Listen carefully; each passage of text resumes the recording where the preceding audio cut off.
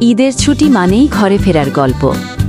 একজন যুবক ভিড় বাজে দাঁড়িয়ে ফিরছেন গ্রামে, ক্লান্ত মুখে প্রশান্তির ছায়া। জানালার বাইরে সবুজ মাঠ, তালগাছ, বাতাসে ঈদের ঘ্রাণ। বাড়ি ফিরে পেয়েছেন জীবনের সবচেয়ে বড় উপহার, বাবা মার জড়িয়ে ধরা আর ছোট্ট মেয়ের ভালোবাসায় ভরা কোলে ওঠা। ঈদের সকাল, বাবা আর মেয়ে একসঙ্গে ঈদগাহে। ছোট্ট মেয়েটি নামাজ শেখার চেষ্টা করছে, পবিত্রতা আর ভালোবাসায় পূর্ণ মুহূর্ত। নামাজ শেষে পরিবারের সঙ্গে সেমাই আর গরুর মাংস, হাসি, আনন্দ আর ভালোবাসায় ভরপুর ঘর।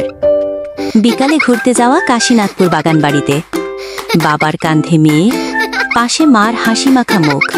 সবুজে ভরা পার্কে এক নিখুঁত পারিবারিক সময়। কিন্তু ঈদের ছুটি চিরকাল থাকে না।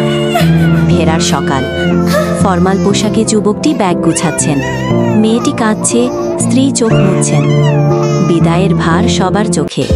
রাস্তায় হাঁটছেন যুবকটি, পেছনে পরিবার, সামনে দায়িত্ব। এটাই আমাদের ঈদ, ভালোবাসা, আনন্দ আর বিদায়ের এক অনুভবময় যাত্রা।